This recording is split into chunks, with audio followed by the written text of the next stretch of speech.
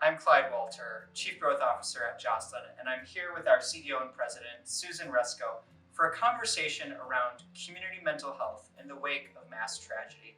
We are saddened to be seeing an increase in mass tragedy, which is having a profound and traumatic impact on communities all around us, and making it a critical moment in time to address the mental health needs of individuals, families, and entire communities. To begin most broadly, Susan, why are we here and what are we about? Well, Clyde, as the banner says, Jocelyn is about mental health for all, very simply. For 71 years, we have been here for the entire community.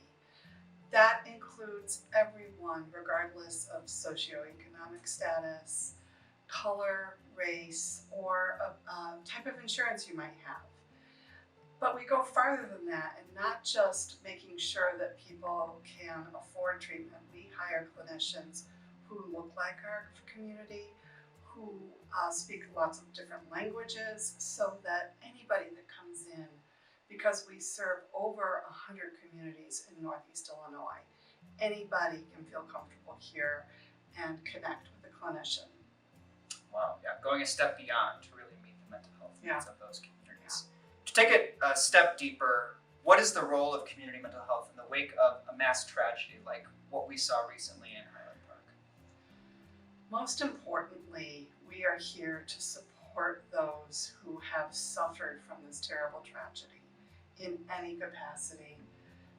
We are hearing daily stories that just really break your heart. But our job is really to be here to support people and to help them through this tragedy, whether they're experiencing grief, whether they've experienced trauma as a result of this event. That is our job. Wonderful. What do you say to people who link mental health and mass violence? You know, this is a very old and outdated fallacy that a lot of people fall back on. Many times you've heard people say that people with a mental health condition are more likely to be the victims of a crime than the perpetrator. And yet, I don't think that that's really sinking in. So I was looking at this another way.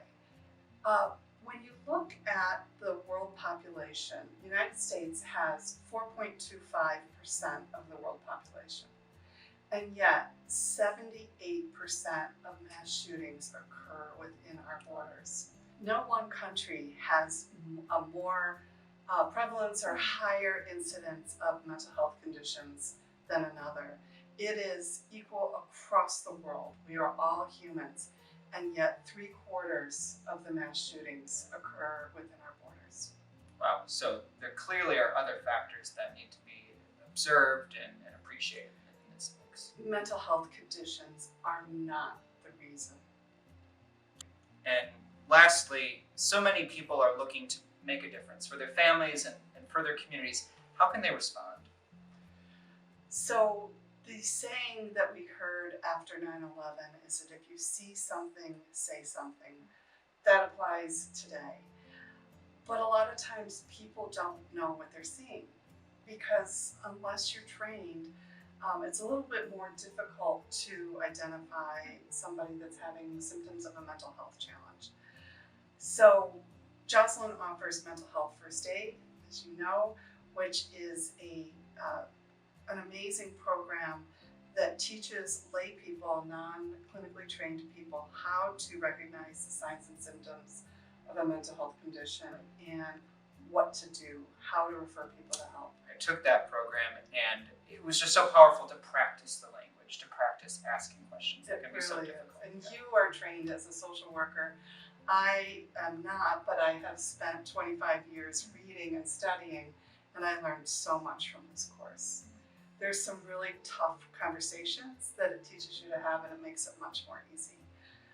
The other thing that families can do is talk to their children about video gaming and social media. You know, so our world is so different now. When I was little, my mom and dad knew the kids I was playing with, and we were playing right outside our front yard. But Today, kids are playing online with people from all over Anonymous. and have no idea. But studies show that over half of mass shooters will or have leaked their intentions online prior to a shooting. So talk to your kids about Yeah, this. that's gotta be scary. Yeah. Tell them that they're doing the right thing by reporting it, either to the site administrator, to the police, or to the parents. And, you know, kids will often be afraid, oh, if I tell my mom and dad, they're not going to let me play that game anymore. But just let them know other outlets and to tell them that they won't be in trouble. But it's really important. Yeah, and this is really helpful information for people to think about what they can do. It's also overwhelming, and I know I've heard you say people have to take care of themselves and their loved ones first, right? Absolutely. And it's something that I shared with our staff today, because our staff has been making Herculean efforts to help, and I really encourage them to take care of themselves. And I think it's important for everybody. And if you need resources for that, just please visit our website at www.jocelyn.org. Thanks, Susan. Thanks, Glenn.